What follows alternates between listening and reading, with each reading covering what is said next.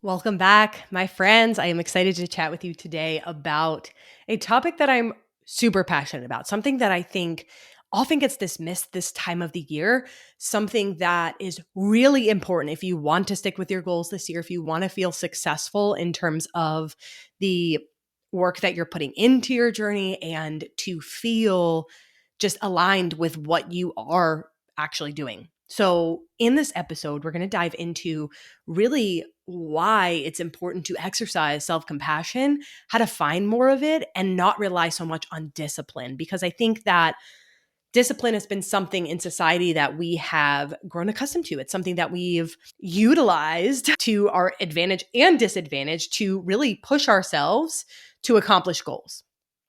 And I think that it can be really helpful for getting something started, right? Maybe it's a habit that you haven't done before and something that you really do need to exercise a little bit more self discipline. But at the end of the day, discipline is not what's going to keep you going.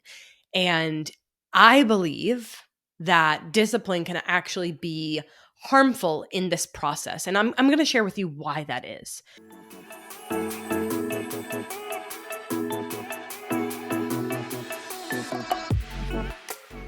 So I just want to start with this really beautiful, beautiful quote that a client of ours, Lindsay, had shared with us at one point in her journey. And I think that it just really ties all the pieces together. So I want to share this with you because this is going to lead us in this conversation. So she shared with me, I'm so lucky to have started my journey here.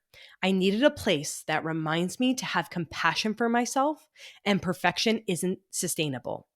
I'm already really hard on myself, and I don't need to be reminded of that. And this topic is so near and dear to my heart because I am someone who has succeeded through discipline.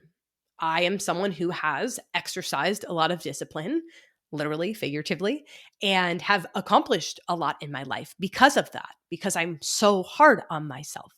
And if you're looking for a coach who's going to be hard on you and hard on yourself, that's not going to be me. There are plenty of coaches that do that.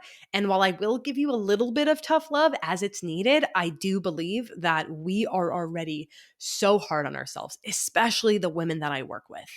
We are constantly chasing goals, constantly putting this pressure on ourselves. And I don't need to add pressure to you, especially if you are someone who is already really hard on yourself, then this episode is going to be perfect for you. So, when we're thinking about New Year's resolutions, right, I think a lot of people, like I said, are going to get started because they have this discipline, right? Because it's almost like a muscle. It feels like a muscle, right? We practice it, it gets stronger over time. It becomes less of discipline and more so just like automatic habits. And so, if we can use it to our advantage in that way, that's definitely something that I would assume could be beneficial for you. But the problem is when you are not perfect and when that discipline is not there, and it's absent, and then you feel guilty because you weren't able to accomplish it. And then you're being hard on yourself. And then you're not having self compassion for yourself, right? And so you can see how that sort of spirals. And I think this time of the year, specifically with New Year's resolutions, there can be a lot of discipline talk, right? I'm just tired of hearing like the different things and the different perspectives. And I think that it's about finding a method that works best for you, right? Like, this is just that time of the year where that's going to be cultivated among Instagram. You're going to hear it in work conversations, just people exercising their discipline. And so you might be the person, though, that needs more self compassion. So, what I mean by that is if you already have a lot of discipline and you are already doing a decent job at things, whether or not you actually think you are, but if you're able to most of the time accomplish what you want, then I would encourage you to actually incorporate more self-compassion, because what happens is you're going to get so caught up in the discipline and so caught up. I can speak from experience because this is something I do to myself all the time, especially with new habits. It's like I need to do it or then I feel guilty for not doing it. And this is where setting realistic goals comes in, right? So making sure that maybe it's not every single day that you're doing something, but 3 times a week, right? And being flexible with that approach and understanding that it could look different depending on the season. And so when we're thinking about finding more self compassion, I think that it's important to really appreciate the effort that you've put in, right? Even if it doesn't result in the outcome that you were looking for. But if you're able to dive in and be intentional with your actions, that should count for something, right? That should count for something more than just discipline will give us. And so when we enter this new year, I want to actually give you a different approach, right? I think a lot of people are exercising along with discipline. They're exercising self-control, right? Like, okay, let me get all the self-control built up, right? Like, if I can just be more disciplined, if I could just have more self-control, then I will be successful. But I think in this situation, it's really important to look for and cultivate more self trust. So, self trust that you are capable of doing the actions that you said you were going to be doing. Self trust in your ability to be around family and not be pressured by the decisions that they're making in regards to food and choosing what feels good to you.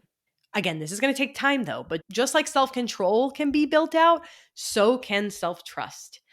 And honestly, you're probably listening to this right now thinking, yes, this sounds great in theory, but how do I actually apply this? What's an actual example that I can utilize and a strategy that I can practice in my own life to help myself build more self trust? And so, this exercise that I'm going to share with you is one that I think is really empowering. And it's going to involve really just keeping an inventory on your phone, in a journal, in a notebook, wherever is somewhere that's really accessible to you. And every time that you make a decision, I want you to track how it feels for you. So ask yourself, how did this decision make me feel physically, mentally, emotionally? And really start to get clear on which decisions do feel best for you. And as you're doing this, what you're going to notice is that over time, you will start to choose things that do feel more intentional because you've created this awareness around it. And so I'm excited because I think that this exercise will allow you to start to build self trust and keep a document of the self trust that you are building. So this year, I want to really encourage you to, instead of looking to be harder on yourself and to exercise more self discipline, instead, search for more self compassion, search for more self trust. It is around you if you look for it. If you are intentional in that choice, you will see it.